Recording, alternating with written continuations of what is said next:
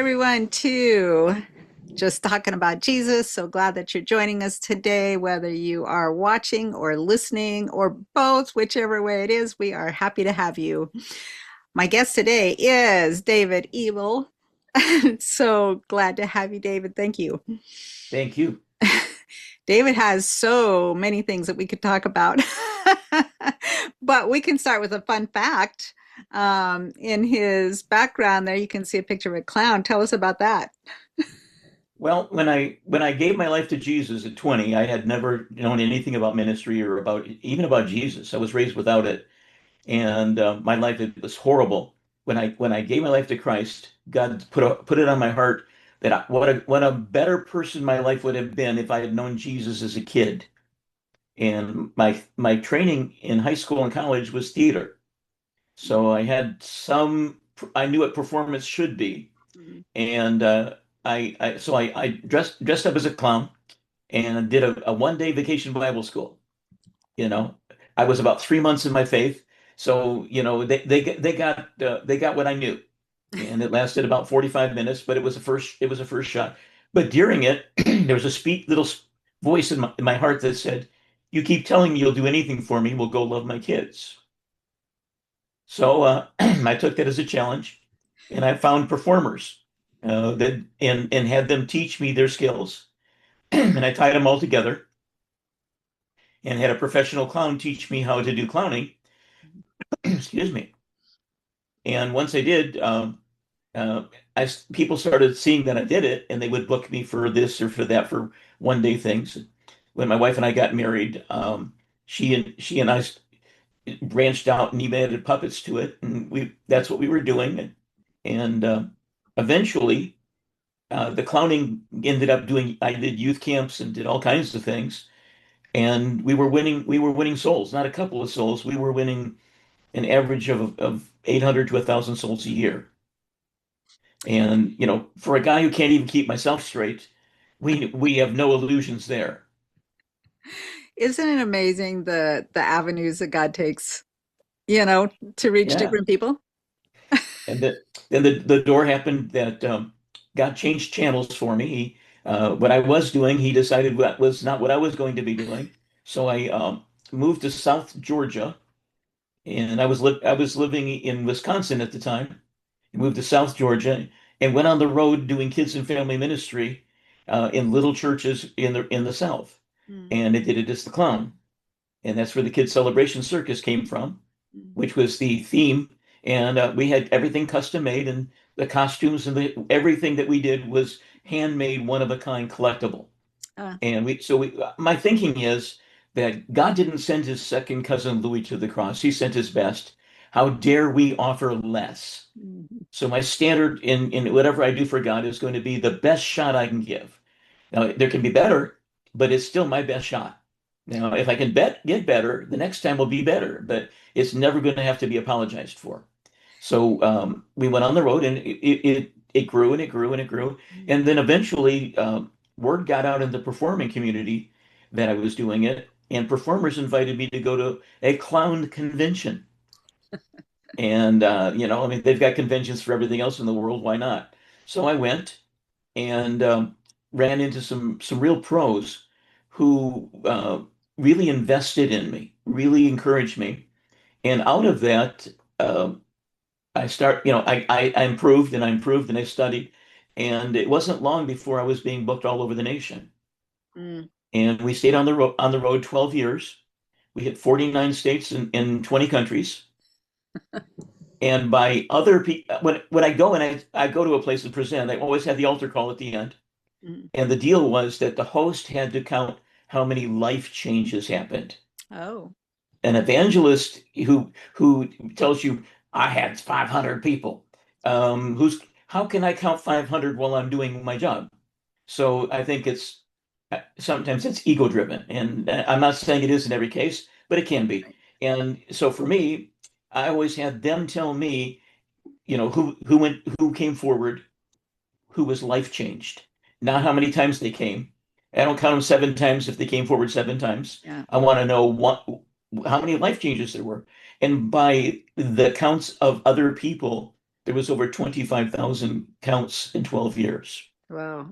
Wow. So, I mean, again, I can't keep me straight. So I'm just the mailman. I just deliver the message. Everything else is up to God.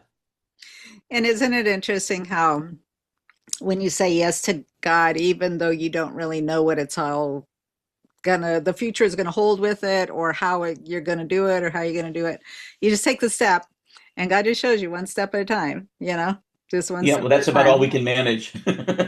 Right? Right? And then, yeah. And see, I was born with disabilities. I was dying at birth, and they used in a medical experiment at 1 day old, and the side effects were so profound. 4 months after it was done to me, it became illegal to do it to humans. I Mm-hmm. have 21 birth defects. I started juvenile rheumatoid arthritis at 6. So between 6 and 20, my life was not okay. Mm-hmm.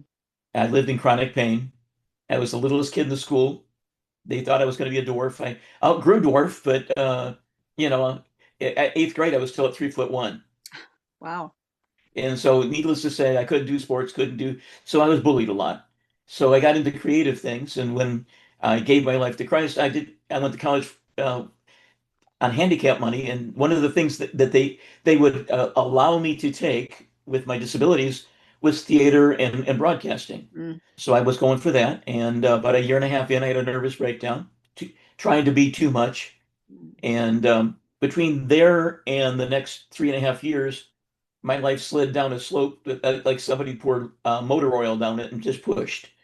And I was 3 days from my fifth suicide attempt when I went to church because the girl was cute, good spiritual guy that I was, and found Jesus, dumped the girl, and God delivered me from drugs, alcohol, demon possession, a hemorrhaging ulcer, and called me to preach in an audible voice in one night.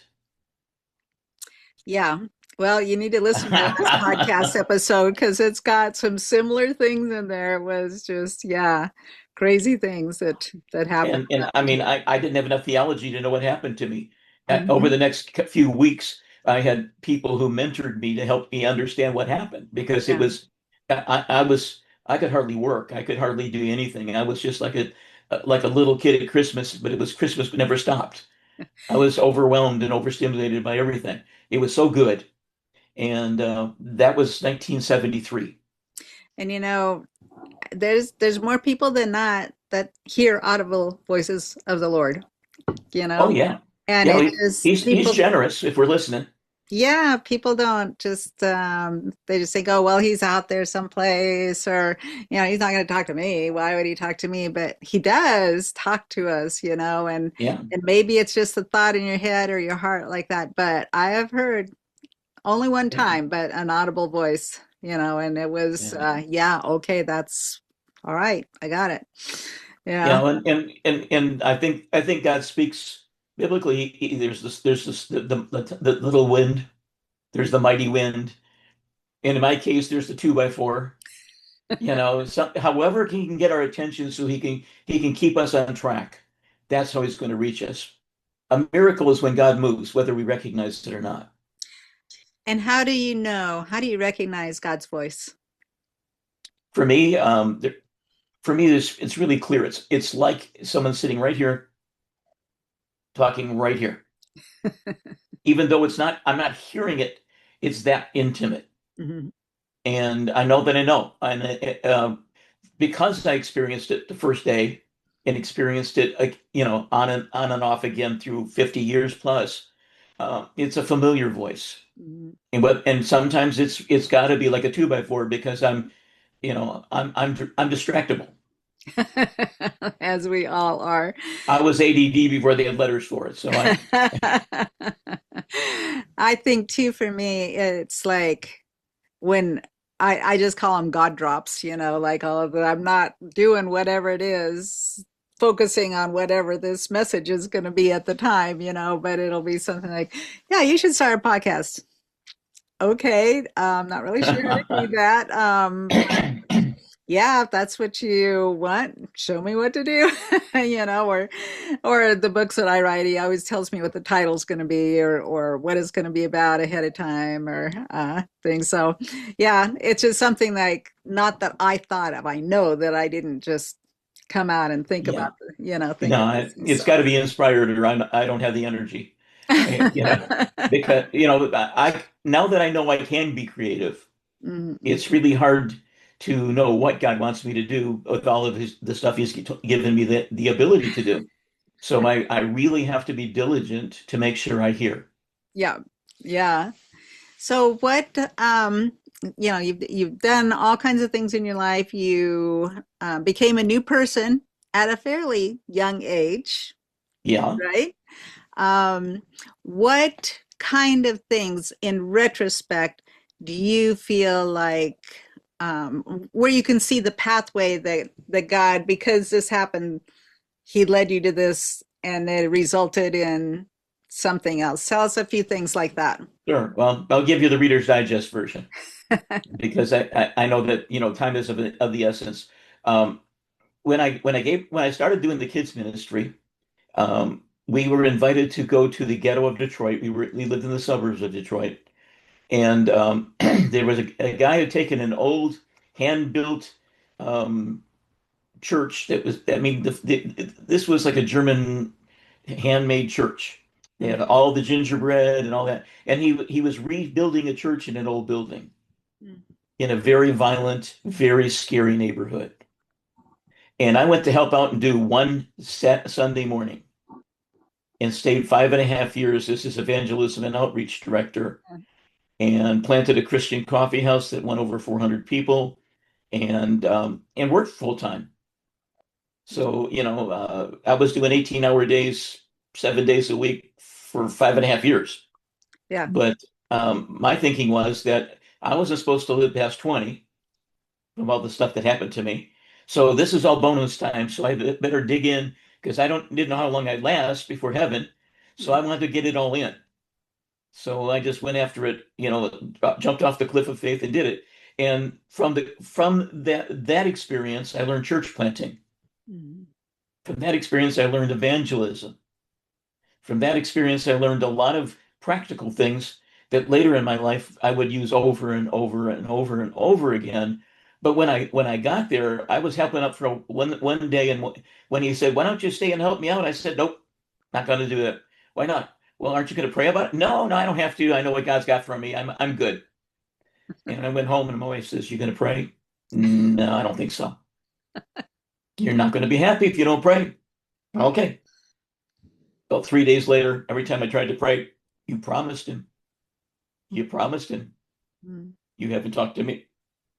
So I talked to him and he said, "Stay." Mhm. That's what we did. And when that was done, then I went to Chicago and planted a church and ended up as the assistant staff chaplain at Cook County Jail, the most violent jail in America. Mhm. I did that for a couple of years. With the knowledge I got from Detroit, I was well equipped to do that.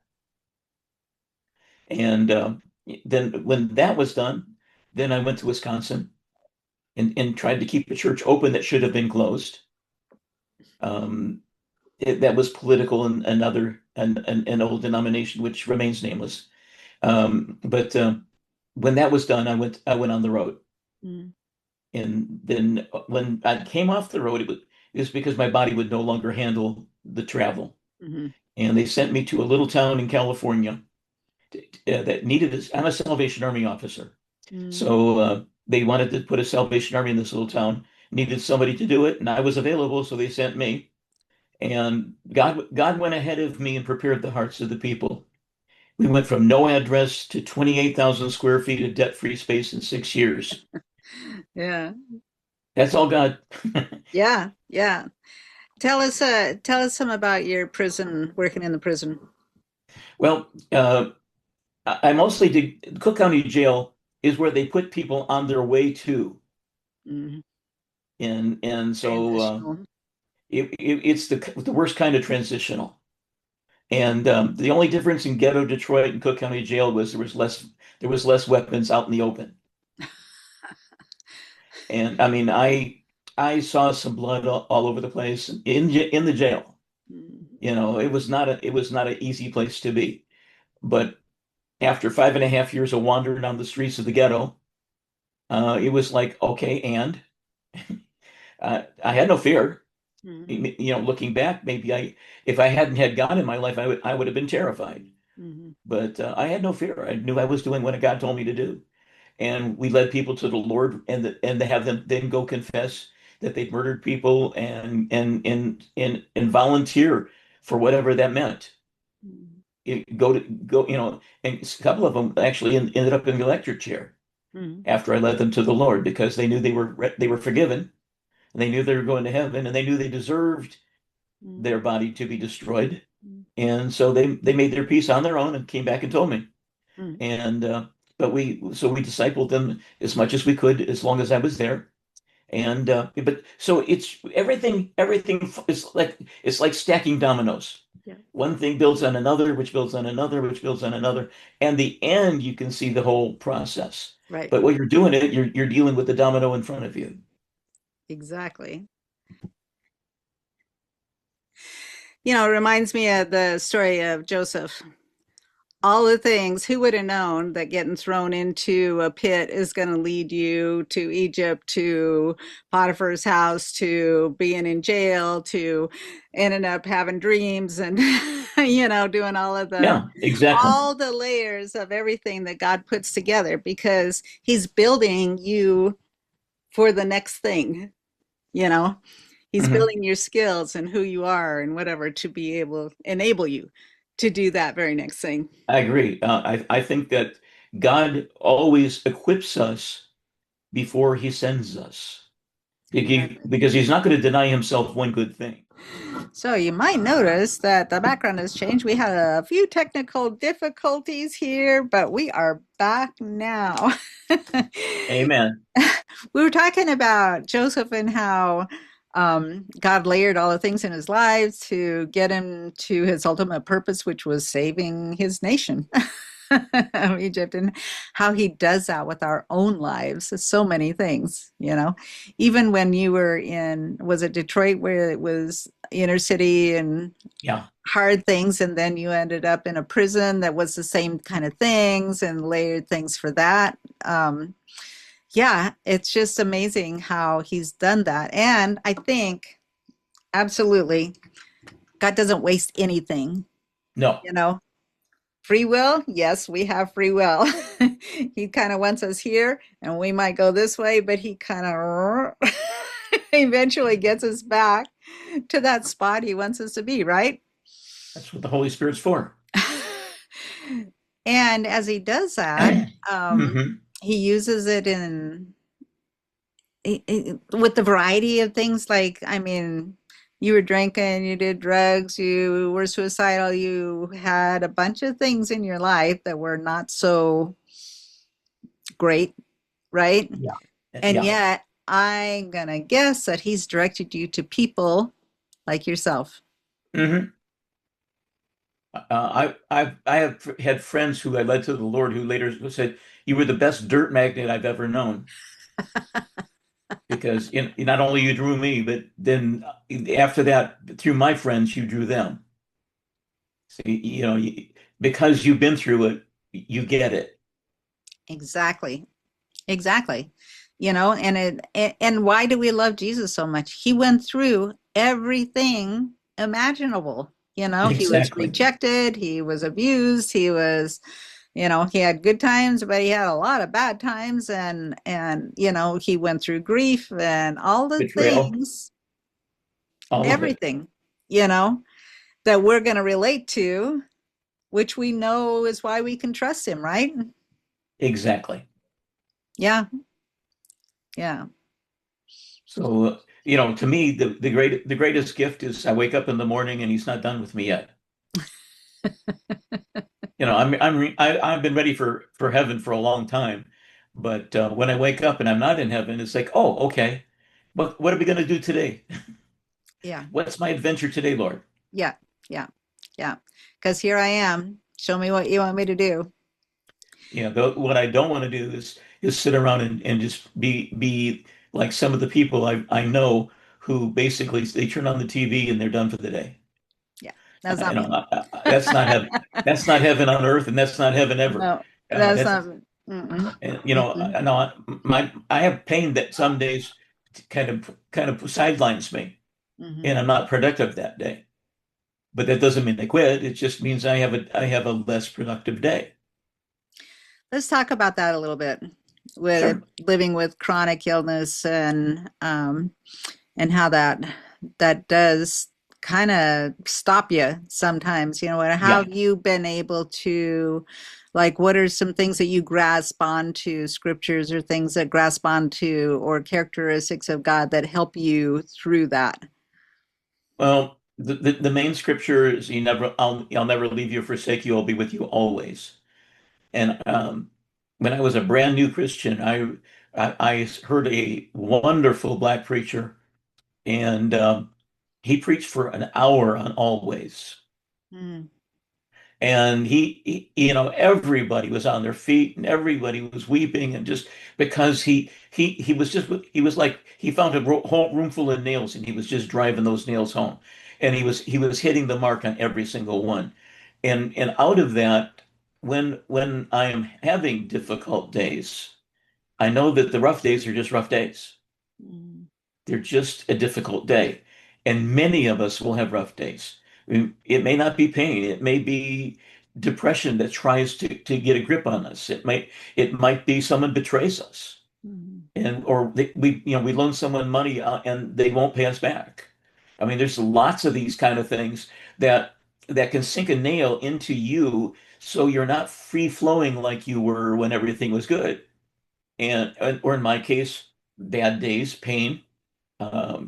Shoot, I end up having to have injections in my neck just so I can be civil. mm, But what does that mean? It means that 2 days before the injections, I'm begging God to hurry up. And 2 days afterward, I'm grateful that I've got another 3 or 4 months before I have to do it again. mm, But that doesn't mean I'm going to slow down. It just means I am more committed to doing something good anyhow. mm, I think always and anyhow are two of my big ones. He'll never leave me. He's going to be with me always, and I'm going to do something good for him anyhow, daily, every day, no matter how I feel, no matter what, if I'm in the hospital or if I'm sitting on the back porch, it doesn't matter. I am going to do something good for him. mm, mm, And that commitment to he's always been there for me, I will be always there for him, is really a deep thing for me. It's not just going through the motions. It is part of my spiritual DNA. I am rewoven into the product that he wants me to be, and that means faithful. mm. And that, I'm not amazing. I'm faithful. Yeah. Yeah. God A is lot to amazing. be a lot to be said for that. I interviewed my friend Angie Clayton, and she has lived with chronic pain for years and years, but um, she put together an anthology called Chosen, which is coming out soon, and I got to do one of the chapters in that. But her idea is we're chosen for those hard things. We're chosen for those hard places because God needs us to be there. God needs Mhm. us to take us through it, but also to be there for somebody else. Yeah, we're an open book. Yeah, yeah. And and when we're living transparently, we're living as an open book read by all men. Jesus gets to shine through us. And Hmm. we're not a fun house mirror where it's all bent out of shape because we're in the way. We are a transparent vessel that he can shine clearly through. And there's none of us left behind. It's just pure him. Right, right. Yeah, that's so good. That's so good. So you wrote a book. Tell us about your book. The book is called When the Doctors Say No, God Says Yes. Mm, And basically, it's the story of my life. It's, um, you know, how when the doctors were very plain that I wasn't going to live, and then I wasn't going to live, and then I wasn't going to live. I mean, this has been a song and a dance my whole growing up. mm. And by the time we got to the chapter I'm at now, there's been 7 times they've said, "Well, that's it." And yeah, so doctors practice, God perfects. So I take advice, and then I go back to the great physician and say, "Now, what do you want to do about that?" Because obviously, the doctor gets paid.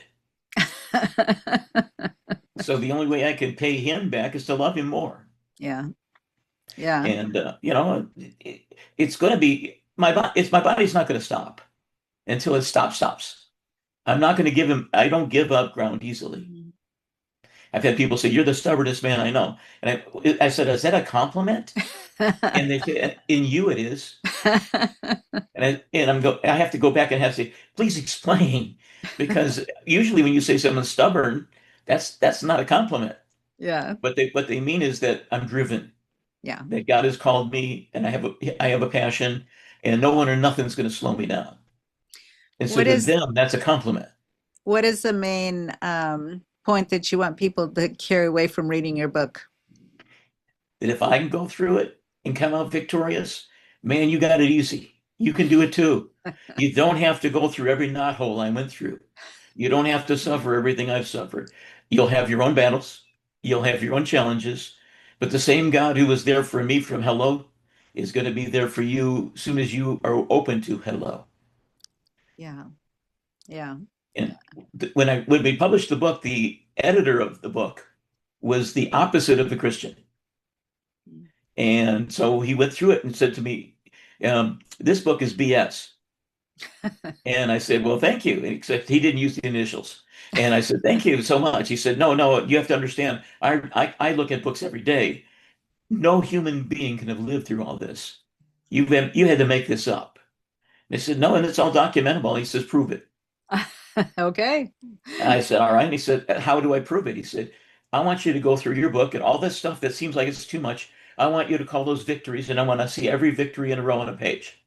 Mm. Otherwise, I'm not going to ever believe you. And if I don't believe you, your book's not getting published through us." Huh. Thank you. I feel so much better now. So, and I do not like sitting down and doing homework.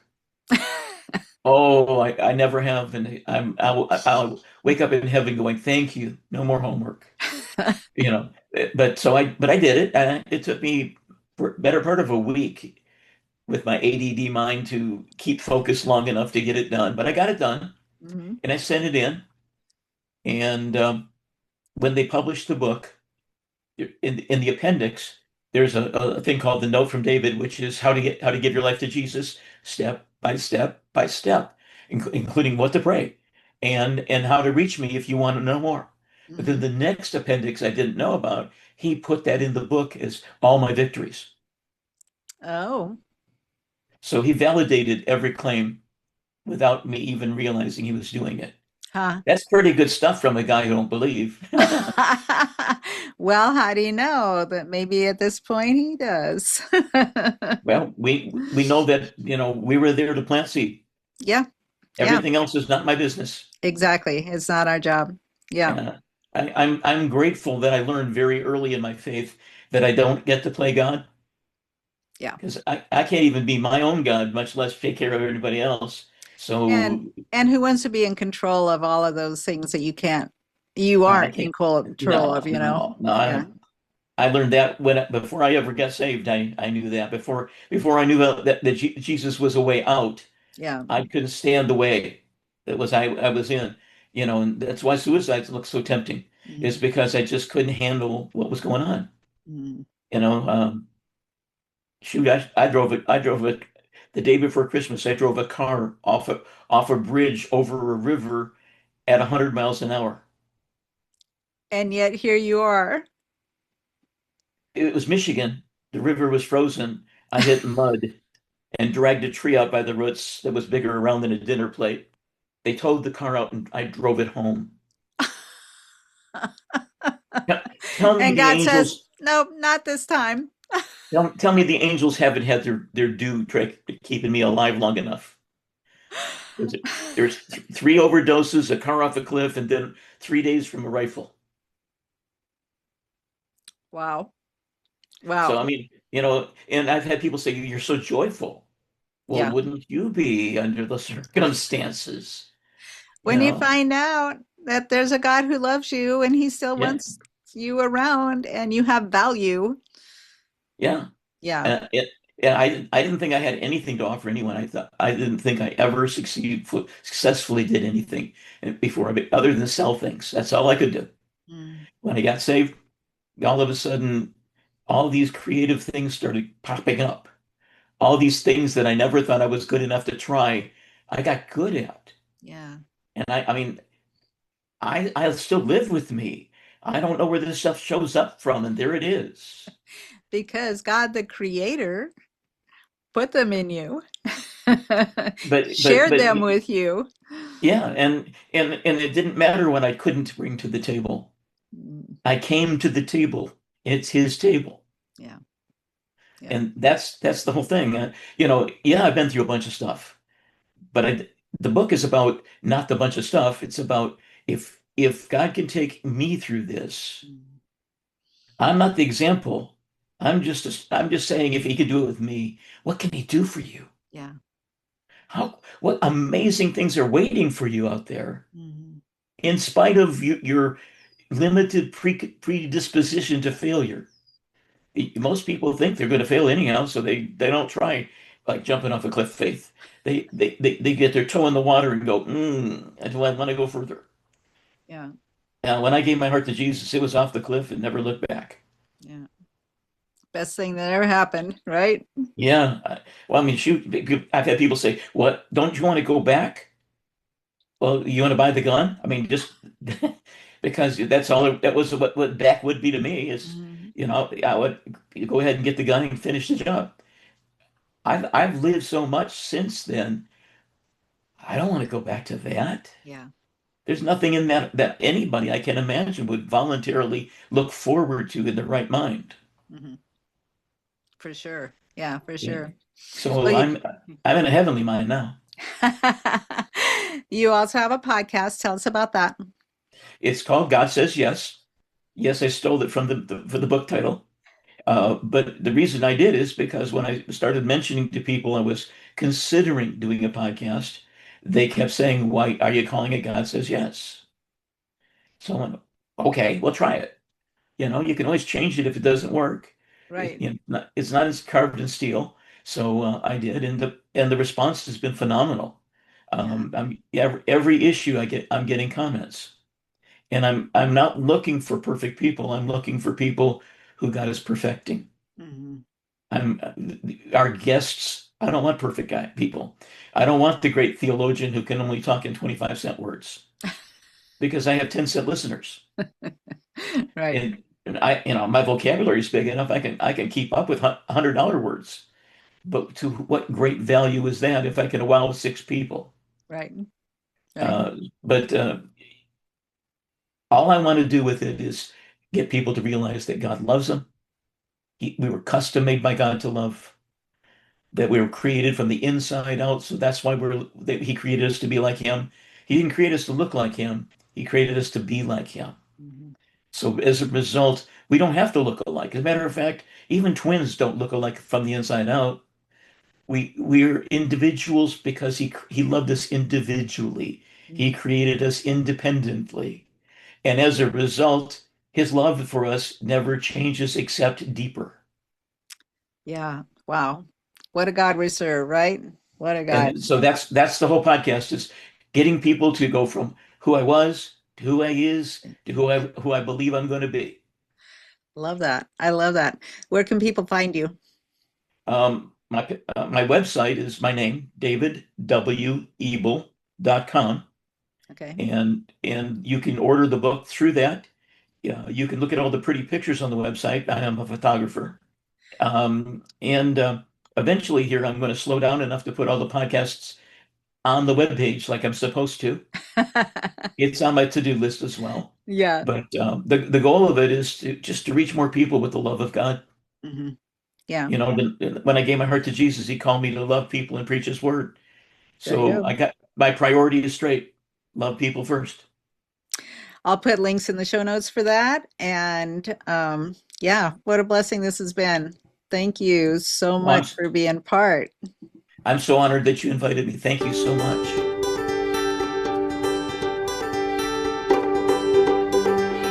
Reminder that if you subscribe to this YouTube channel, these episodes will always be available to you and without having to think, where did I find that? Where